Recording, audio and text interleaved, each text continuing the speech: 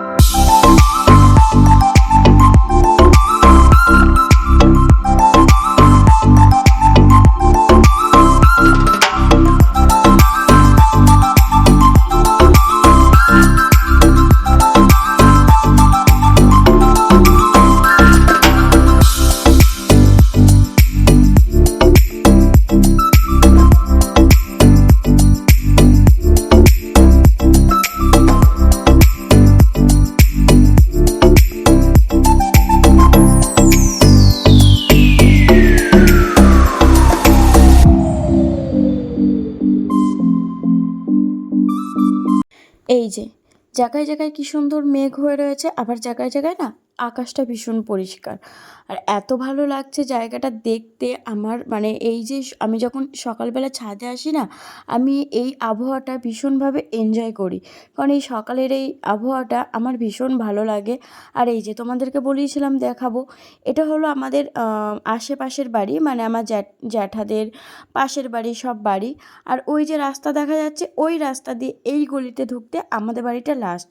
মানে লাস্ট বলতে আমাদের বাড়ি যেমন লাস্ট, আমাদের বাড়ির পাশেও কিন্তু তাদের বাড়িও লাস্ট। আমাদের বাড়ির পিছনেও কিন্তু বাড়ি আছে এই বাগানটার পরে। আর এই যে এটা হলো আমাদের বাড়ির সাইড, মানে যেটা লাস্ট মাথা পিছন। এরপরে আরও একটা পাড়া আছে, এটা পুরোটাই একটা মাঠ।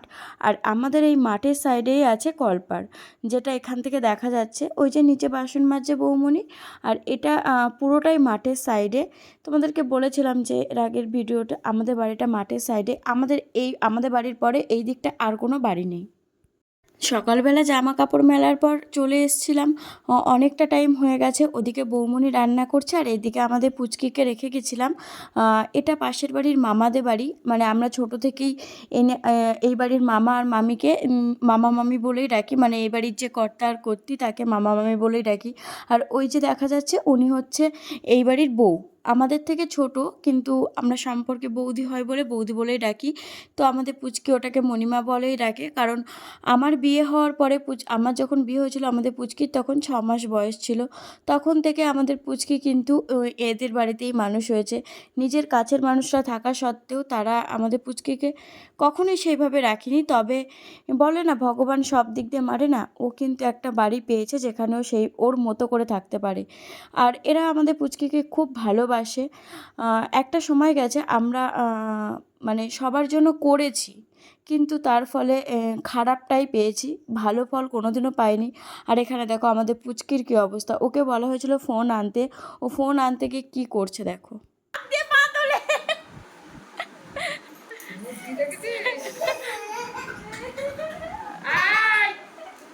চলে আসো, আসো, আছো, আছো, আনতে হবে না, ফোন আনতে হবে না, চলে আছো। বাইরে কার খুলে যাচ্ছে তো।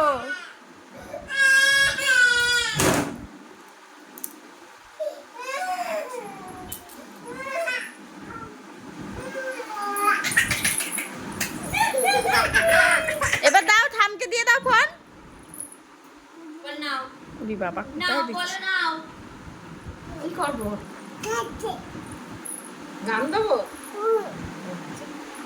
এখনকার বাচ্চাদের মারাত্মক বুদ্ধি। পুচকিকে বলা হয়েছিল ফোন আনতে, ওখানে ফোন আনতে গিয়ে যখন দেখলো ফোনটা হাতে পাচ্ছে না বা খাটের উপর উঠতে পারছে না, তোমাদেরকে আগেই দেখালাম, ও কিন্তু ওর পাটাকে হাত দিয়ে তোলার চেষ্টা করছিল, যাতে হাত দিয়ে তুললে হয়তো পাটা খাটের উপর উঠে যাবে। এটা হলো ওদের বুদ্ধি। এখনকার প্রত্যেকটা বাচ্চারা এরকম বুদ্ধিমতী হয়। তো যাই হোক, আমরা ওখান থেকে বাড়ি চলে এসেছি। এবার আমাদের পুচকিকে স্নান করানো হবে। আর টিভিতে গান চলছিল, সেই গানের সুরে সুরে ও নাচছিল, আমি তাই একটা ভিডিও করে নিয়েছিলাম। আর কি বলতো, সারাদিন তো এখন ওর সাথেই থাকি, ওকে নিয়েই থাকি, তাই সারাদিন ওর ভিডিওগুলোই তোমাদের সাথে শেয়ার করি। যা টুকটাক কাজ করি, কাজ তো আমাদের বাড়িতে এমনিতেও খুব বেশি নেই, সারাদিন এই বাচ্চাটাকে নিয়েই কাজ। আর ওই যে যা টুকটাক কাজ করে, কাজ আমি যেটুকু করি সেটুকুই তোমাদের সাথে শেয়ার করি, বৌমনিরগুলো আর শেয়ার করা হয় না। তো যাই হোক, তারপরে স্নান করে নিয়েছিলাম, অনেকটা বেলা হয়ে গেছে, এখন 12:30 মতো বাজে। স্নান করে নিয়েছি, স্নান করে চলে এসেছি এখন সিঁদুর পরতে, এখন সিঁদুর পরবো। আর কি বলতো, যত দিন যাচ্ছে না মনটা খারাপ হয়ে যাচ্ছে, কারণ প্রায় 2 মাস আমাদের পুচকির মানে আমাদের পুচকি হওয়ার পরে, ও যখন হয়েছে 5 মাস হয়ে থেকে 5 মাস ওর মামার বাড়িতেই ছিল, 5 মাস পরে বাড়িতে এসেছিলো, তাও এসেছিলো এই কারণে আমার বিয়ে ছিল বলে। ওর সাথে আমি মানে বরঞ্চ 1 মাস কাটিয়েছি, কিন্তু 1 মাসের মধ্যে কী বলতো, ওকে তো সময় দিতে পারিনি, বিয়ের কেনাকাটা, আইব্রো ভাত খাওয়া এইসব নিয়েও ওকে আমি সময় দিতে পারিনি। এই মানে ওর সাথে আমার সময় কাটানো সবথেকে বেশি হচ্ছে আমার শরীর খারাপের মধ্যে। এই যে 2 মাস আমি বাপের বাড়িতে রয়েছি, এর থেকে ওর প্রতি আমার একটা আলাদা টান হয়ে গেছে। এমনিতেই আমার প্রত্যেকটা বাচ্চাদের প্রতি আলাদা টান, আমার প্রত্যেকটা দাদাদের ছেলেমেয়েদেরকে আমি খুব ভালোবাসি, কিন্তু এটা তো নিজের ঘরের না, নিজের ঘরের প্রতি একটা আলাদা টানই থাকে। তো যাই হোক, ওর প্রতি একটা আলাদা টান হয়ে গেছে, কিন্তু এদিকে যত দিন এগিয়ে আসছে না শ্বশুরবাড়িতে যাওয়ার, তত যেন মনটা খারাপ হয়ে গেছে, যে মেয়েটাই বা সারাদিন একা একা কী করবে, আমিই বা সারাদিন একা একা গিয়ে কী করব। আর তোমরা তো এসে, আমি তো তোমাদেরকে দেখিয়েছি আমাদের ভরা সংসার, জ্যাঠা জেঠি, জ্যাঠি তো দাদা বৌদি, ভাইপো ভাইজি সবাইকে নিয়ে এক সংসারে মানে সবার হারই আলাদা হতে পারে, কিন্তু বাড়ি দেখো সবার একসাথেই, তো সবার সাথে সারা দিন মানে আমাদের বেশ ভালোই দিন কাটতো আগে। এখন আর সেই একা একা কাজ করে একা একা শ্বশুরবাড়িতে থেকে না, এখন আর ভালো লাগে না। আবার যখন এই 2 মাসে সেই জিনিসটা ফিরে পেলাম না, এখন মনে হচ্ছে যদি এখানেই থেকে যেতে পারতাম সারা জীবন, খুব ভালো হতো। যাই হোক, সেটা তো উপায় নেই, মেয়ে হয়ে জন্মেছি, শ্বশুরবাড়িতে যেতেই হবে। এখন অসুস্থ আছি তাই শ্বশুরবাড়ি আছে, একদিন না একদিন তো যেতেই হবে। তাই যত দিন এগিয়ে আসছে তত মনটা খারাপ হয়ে যাচ্ছে সবার জন্য। এদিকে মনটা আরেক দিক দিয়েও খারাপ, যে আমার শ্বশুরবাড়ির সবাই কেমন কীভাবে কাটাচ্ছে, আমার স্বামীটা কীভাবে কাটাচ্ছে, তাদের যেহেতু রান্না করে দেওয়ার লোক নেই, তারা কীভাবে খাওয়া দাওয়া করছে, এইসবও যখন টেনশন আছে, তার মধ্যেও একটা টেনশন আছে যে আমাদের পুচকিটা কী করে থাকবে। কারণ ও অনেক ভালোবাসে আমাকে, আর আমাকে পেয়ে না ও সেই একাকিত্ব বোধটা মানে নেই ওর, কারণ ও মানুষ খুব ভালোবাসে, মানুষের সাথে মিশতে খুব ভালোবাসে। কার্টুন আর মেয়ে এখানে করছে খেলা, তাই না? হ্যাঁ, আর এই যে মা দেখছে কার্টুন, আর এই যে বৃষ্টি।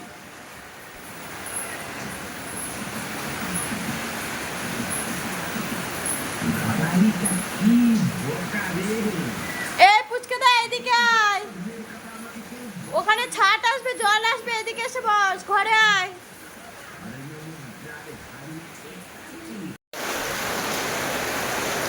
আমার কি হচ্ছে ওখানে? তাত্তি বৃষ্টি না, তাত্তি হচ্ছে। আচ্ছা বৃষ্টি না।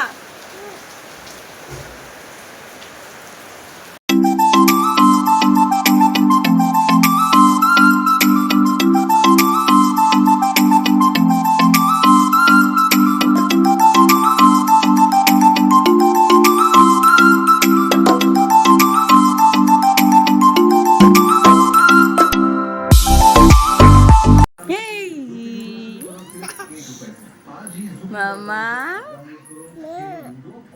আমি ঘুমাচ্ছিলাম, ঘুমাচ্ছিলাম। हाँ घुमाচ্ছিলাম। इस हॉस्टल में 500 बच्चे नहीं, 500 माओ का भरोसा भी रहता है, तो डेंगू मलेरिया। শুভ সন্ধ্যা বন্ধুরা। সন্ধ্যাটা শুরু করলাম আমাদের পুচকির একগাল হাসি দিয়ে। তার কারণ হলো আমি আজকে অনেকটা টাইম দুপুরে ঘুমিয়েছি, মানে 3টের সময়, 3:30 সময় শুয়েছি, আর উঠলাম এখন 6:45 বাজে। তো ও অনেকটা টাইম আমাকে দেখেনি, তার মাঝখানে ওনাকে অনেকবার আমার ঘরে যেতে চেয়েছিল, ওর মা যেতে দেয়নি। তাই যখন দেখলো মাম্মাম ঘুম থেকে উঠে পড়েছে তখন ও ভীষণ খুশি হয়ে গেছিলো, আর ভিডিও করাতেও ও ভীষণভাবে আনন্দিত হয়ে হেসেও ফেলেছিল। তো যাই হোক, ওর সাথে একটু গল্প টল্প করে এখানে বসে পড়েছি চা খেতে। বৌমনি চা করে দিয়েছে, আর এখানে বৌমনিও চা খাচ্ছিলো, কিন্তু বৌমনিকে আর ভিডিওতে আনা যায়নি কারণ ও অনেকটাই পাশে ছিল, মানে ডাইনিং টেবিলের সাইডটাতে বসে চা খাচ্ছিলো, আর আমি এই পাশটা বসেছিলাম।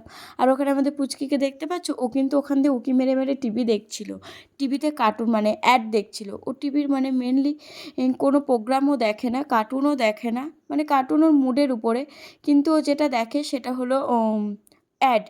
অ্যাড যখন দেয় না ও ভীষণ আনন্দ পায়। আর এখানে আমাদের পুচকি কিন্তু আমার সাথে বিস্কুটও খাচ্ছিল। আর ওই যে বৌমনিকে দেখলাম, ও কিন্তু ওই সাইডেই বসে আছে, ও মানে রান্নাঘরে ছিল, রান্নাঘর থেকে ওখানে এসে বসেই চা খাচ্ছে। যাক চলো এখন চা খেয়ে নিই, তারপরে আর সন্ধ্যাবেলা কোনো কাজ নেই এখন, এখন সারাক্ষণ এখন পুচকির সাথেই খেলা হবে, আর আমি যতটুকু পারবো ওর সাথে খেলা করতে করতে, টিভি দেখতে দেখতে ভিডিও করব। আর মেনলি আমাদের এখন আর কোনো কাজ নেই।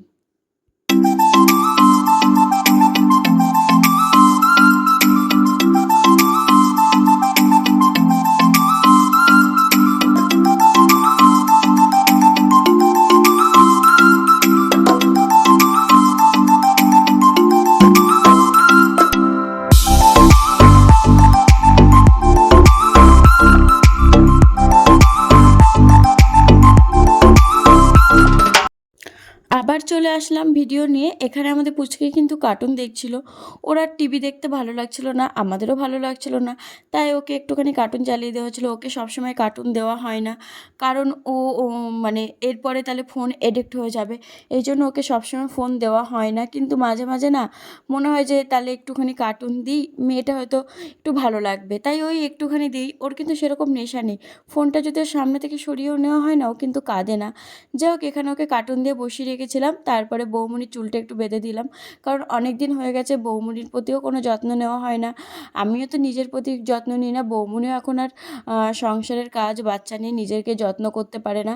আগে করতাম যখন আমি এই বাড়িতে ছিলাম, বিয়ে হয়নি, বিয়ে হওয়ার আমার বিয়ের 2 বছর আগে আমি আমার বৌমনির সাথে সংসার করেছি। তো তখন আমি আমার বৌমনিরও যত্ন করতাম, বৌমনিও আমার যত্ন করতো, মানে দুজন মিলে সংসারের কাজ করতাম, দুজন মিলে দুজনের কেয়ার করতাম। যাই হোক, চলে আসলাম বৌমনির মাথাটা আস্তে চুলটা বেঁধে দিতে, তারপরে আমিও আমার চুলটা একটু বেঁধে নেবো, কারণ বৌমনি না বিনুনি করতে পারে না, ও যতবার বিনুনি করে ঢিলা হয়ে যায়, এই জন্য ওর মাথার বিনুনি সবসময় আমিই করে দিতাম বিয়ের আগে। এখন এই জন্য ও আর বিনুনি করে না, কারণ করে দেওয়ার লোক নেই। চলো এখানে বৌমনিকে বিনুনিটা করে দিই, আর ওখানে কিন্তু আমাদের পুচকে এখনও কার্টুন দেখছে, আমাদের চুল বাঁধা হয়ে গেলে ফোনটা নিয়ে নেওয়া হবে। যাই হোক, ওকে এখন বসিয়ে রেখেছি কার্টুন দিয়ে, ও কার্টুন দেখতে থাকুক। মাঝে মাঝে ওরও একটু মাইন্ড ফ্রেশের দরকার আছে। সবসময় মানে খেলতেও ভালো লাগে না, সবসময় টিভি দেখতেও ভালো লাগে না, সবসময় আবার ঘুরতেও ভালো লাগে না। মাঝে মাঝে ওরও একটু মাইন্ড ফ্রেশের দরকার আছে। জানি ফোনটা খুব একটা ভালো জিনিস না, মানে খুব একটা কি এই বয়সে বাচ্চাদের জন্য একদমই ভালো না, তবুও মাঝে মাঝে দিতে হয় পরিস্থিতির চাপে পড়ে। এবার যারা একা সংসার করে তারা নিজেদের ঘরের কাজ সামলাতে, এরকম আমাদের বাড়ির যে বিচ্ছু আছে, এরকম যদি ঘরে বিচ্ছু থাকে তাদেরকে সামলানোর জন্য মাঝে মাঝে ফোনটা দিতে হয়। তো চলো, এখানে বৌমনির চুলটা বাঁধা হয়ে গেছে, এখন আমি আমার চুলটা বেঁধে নেবো। আমি আজকে বাঁধবো, দুদিকে বিনুনি করব, সেই জন্য। আর আমার না প্রচুর পরিমাণে চুল উঠছে, সেটা হয়তো ওষুধের জন্য, কারণ বর্ষাকালে চুল ওঠে, গরমকালে চুল ওঠে, এটা আমি জানি, তবে এবার একটু বেশি পরিমাণে হচ্ছে, হয়তো এটা ওষুধের এফেক্টে। অনেক রকমের ওষুধ খেতে হচ্ছে, তো এবার চুল ওঠার পরিমাণটাও অনেকটা বেশি।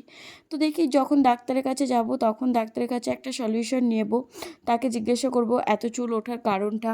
তো যাই হোক, চলো এখানে আমি চুলটা বেঁধে নিই, তোমাদের সাথে আবার দেখা হবে পরে। টাটা।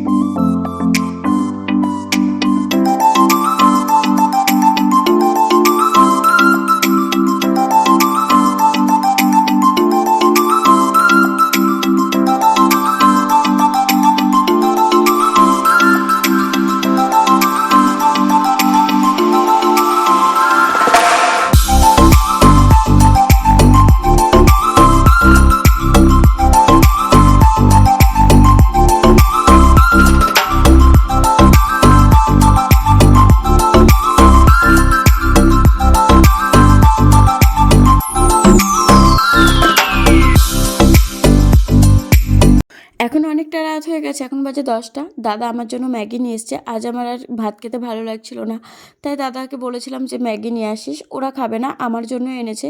এখন আমি বসিয়ে দিচ্ছি ম্যাগিটা, বৌমনিকে বললাম তুমি বসো, আমিই করে নিচ্ছি, কারণ সবসময় সেই দুপুরবেলা থেকে রেস্টে আছি, আর কোনো কাজ করিনি। সন্ধ্যার পরেও তো কোনো কাজ করিনি, বৌমনি চা করে দিয়েছে সেটা খেয়েছি, নিজে কিচ্ছু করিনি। আমি বললাম যে তুমি বসো, এবার আমি একটু গিয়ে আমার খাবারটা করে আনছি, আর সাথে তোমাদের খাবারটাও গরম করে আনছি।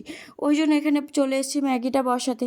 তো চলো এখানে ম্যাগিটা বসিয়ে দিই, এরপরে খাওয়া দাওয়া হবে। তারপরে সমস্ত কিছু গুছিয়ে শোয়ার ব্যাপার আছে। অনেকটা রাত হয়ে গেছে, এখন 10টা বেজে গেছে অলরেডি। চলো টাটা, সবাই সুস্থ থেকো, ভালো থেকো, আবার দেখা হবে কাল নতুন একটা ভিডিওর সাথে। সবাই ভালো থেকো, সুস্থ থেকো।